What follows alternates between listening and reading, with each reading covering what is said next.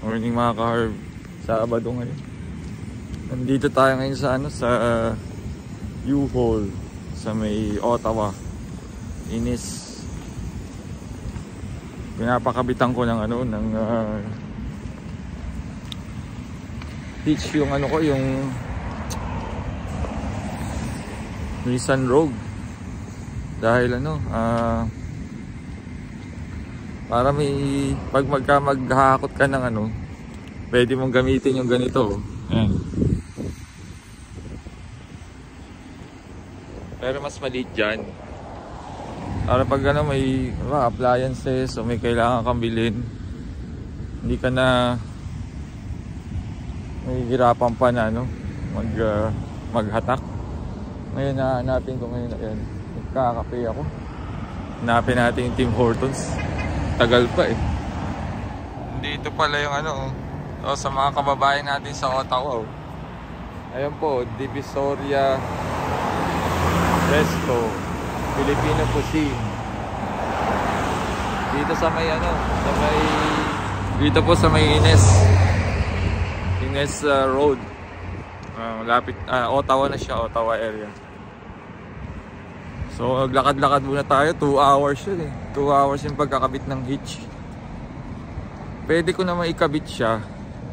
Pero syempre, mas maganda yung mga expert na dun yung nagkakabit. So U-Haul dito sa Canada. Sikat po yan na moving company. Pwede kang mag-hire ng truck, trailer. Pag mag-move ka, kasi uso rito, lipat ka ng lipat eh. Hindi lang lipat ng apartment o bahay. Lipat ka rin ng minsan ng province o kaya city. So, gamit na gamit po yun yung U-Haul. Lalakad muna tayo kasi 2 hours. Mababato tayo doon at hindi naman maganda yung nakaupo ka lang. Hanap tayo ng Tim Hortons. Medyo malayo pa doon po banda eh. Maganda naman yung lakaran natin. Yan. Maaraw naman siya, hindi malamig pero may araw. Kahit paano. Sikatan tayo ng araw. So, kaya ako nagpakabit ng hitch kasi pagka may kailangan kaming hakutin, ay mahal din ang delivery. Oo, nanggaling na kami dito. Nanood na kami ng sine dito yan yung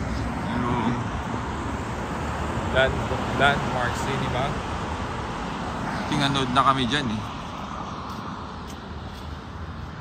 Tingin lang tayo sa kaliwa, baka mamaya may kakanan na sasakyan. Oo, tingin ko nanood na kami dyan. At least makita niyo naman yung ibang lugar ng Canada. So nandito tayo sa Ottawa.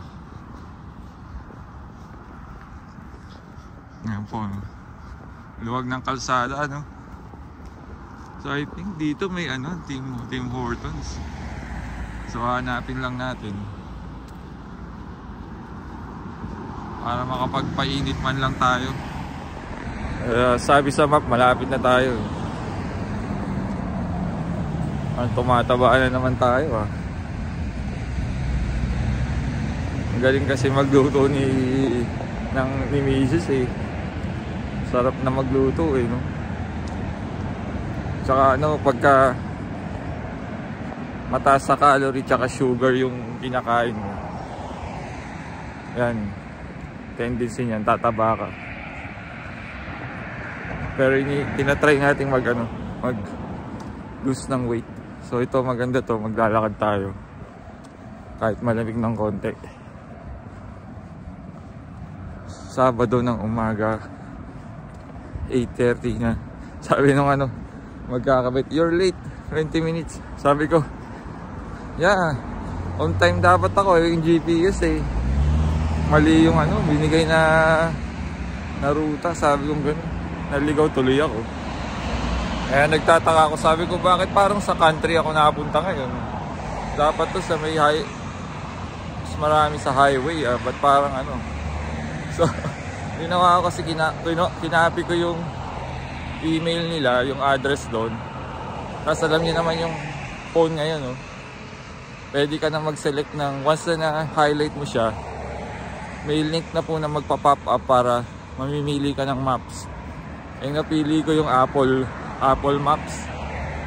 Hindi pa siya ganun ka-accurate, so huwag niyo muna pong gamitin yun. Unless eksakto po yung yung address niyo. Okay pa rin po talaga yung Waze at saka yung Google Maps. Apple Maps medyo hindi pa ganun ka So malapit na tayo. Magpapainit muna tayo ng kakape muna tayo dun. Tim Hortons. So mag-isa lang ako ngayon kasi yung mag-ina ko tulog pa. Alas 6, mag-alas 7 ako umalis madilim pa. Wala kasing pasok siya Saturday, di ba? So kaya sabi ko, sige ako na lang. Babalikan ko na lang kayo mamaya. Mahirap naman biglain sila ng paggising. Mamaya magkamali pa ng gising tayo pa ang mabutukan, masisig. Ayan, natawid tayo. So dito sa Ottawa, $1.43 po ang gasolina.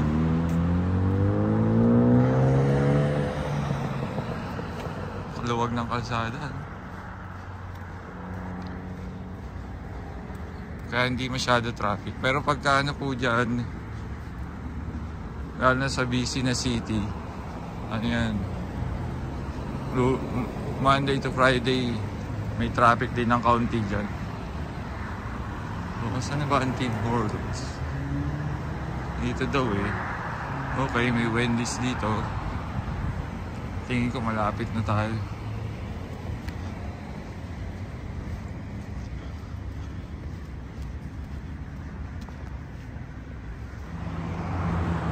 Ayun pala sa may gasoline station yung Tim Hortons. So tatawid po tayo. Wala bang iba? O baka sa A&W na lang siguro. So tatawid tayo. Try natin doon sa A&W. Kasi medyo matagal din Tagal din ang tambay natin. Pindutin natin to para makatawid tayo.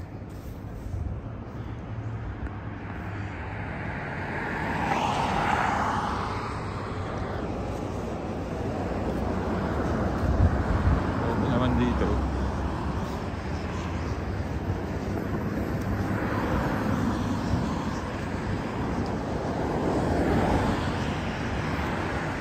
tayo sa may aisle,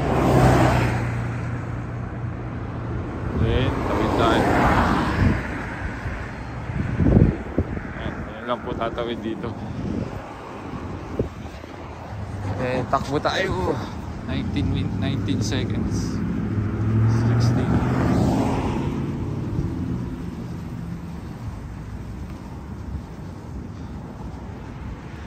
So dito mayroon nahinto talaga sila sa Pinas. Patintero kayo ng sasakyan. So kasalanan mo pa kapag ka napahinto sila.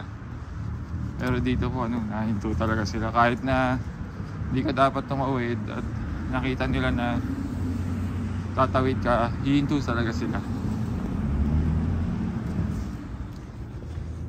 So dito tayo sa A&W. May kape dito.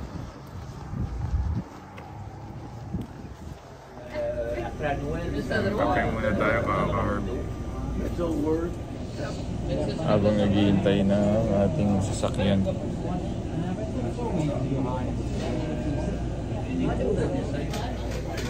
So kakain natin yung breakfast mga car habang naghihintay tayo. Breakfast ng mga puti.